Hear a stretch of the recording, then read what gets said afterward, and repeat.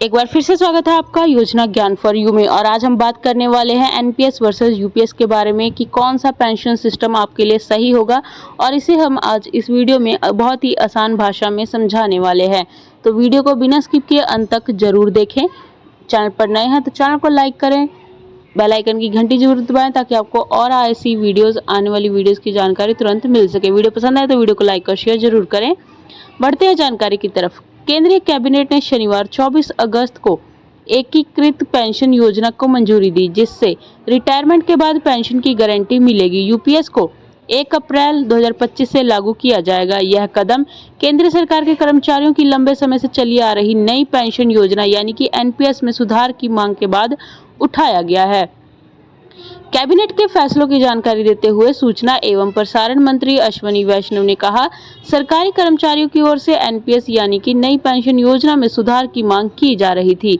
प्रधानमंत्री नरेंद्र मोदी ने इस पर अप्रैल 2023 में टीवी सोमनाथन, जो उस समय वित्त सचिव थे, की अध्यक्षता में एक समिति का गठन किया। व्यापक विचार विमर्श और चर्चाओं के बाद, जिसमें जेसीएम भी शामिल था, समिति ने एकीकृत पेंशन योजना की सिफारिश की है। आज केंद्रीय कैबिनेट ने इस योजना को मंजूरी दे दी है। वैष्णव ने कहा कि एकीकृत पेंशन योजना के तहत सरकारी कर्मचारियों को अब सेवानिवृत्ति से पहले के अंतिम 12 महीनों में मिले औसत मूल वेतन का 50% पेंशन के रूप में मिलेगा।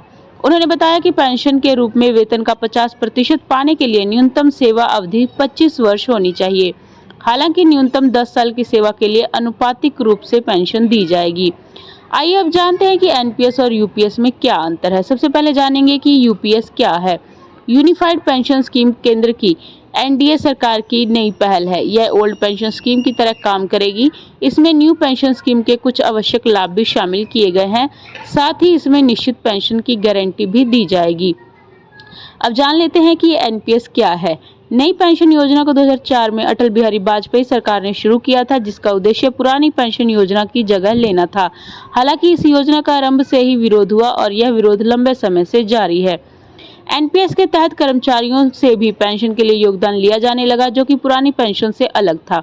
इसके अलावा इस योजना में कुछ अन्य प्रावधान भी शामिल हैं, जैसे कि पेंशन की 60% राशि कर्मचारी द्वारा निकाली जा सकती थी, जबकि शेष 40% राशि पर कर्मचारी के सैलरी ब्रैकेट के अनुसार टैक्स लगाया जाता था। एनपीएस को 2 भागों में बांटा गया, टीयर 1 खाते और टीयर 2 खाते। जो व्यक्ति टीयर 1 खाता चुनते हैं वे केवल सेवानिवृत्ति के बाद ही पैसे निकाल सकते हैं, जबकि टीयर 2 खाते में समय से पहले निकासी की अनुमति होती है। आयकर अधिनियम की धारा 80 CCD के तहत एनपीएस यानी कि नेशनल पेंशन स्कीम में निवेश करने पर 1.5 लाख रुपए तक की छूट मिलती है। एनपीएस की कुल राशि का 60% निकालने पर यह कर मुक्त हो जाती है। यह योजना सेवानिवृत्ति के लिए योजना बनाने में आकर्षक विकल्प बन सकती है, क्योंकि यह एक मुश्त राशि प्राप्त करने की संभावना भी प्रदान करती है।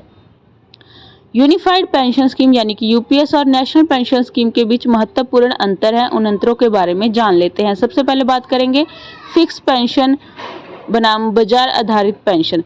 यूपीएस के तहत केंद्र सरकार के कर्मचारी को फिक्स पेंशन दी जाएगी, जो उनकी सेवानिवृत्ति से पहले की अंतिम सैलरी का 50% होगी। दूसरी ओर एनपीएस में पेंशन बाजार के रिटर्न पर निर्भर होती थी, जिससे पेंशन की राशि में उतार चढ़ाव होता था। दूसरे पॉइंट है योगदान का प्रतिशत। यूपीएस में कर्मचारी अपनी सैलरी का 10% पेंशन के लिए जमा करेंगे, जबकि सरकार 18.5% का योगदान करेगी। पहले एनपीएस में सरकार का योगदान 14% था, जिसे अब यूपीएस में बढ़ा दिया गया है। तीसरे नंबर पर बात आती है फिक्स पेंशन और एक मुश्त राशि। तो यूपीएस के तहत 25 साल की सेवा के बाद सरकारी कर्मचारी को फिक्स पेंशन के साथ साथ एक मुश्त राशि भी मिलेगी, जो महंगाई दर के हिसाब से बढ़ेगी। एनपीएस में कई कर्मचारियों को बहुत कम पेंशन राशि ही मिल रही थी।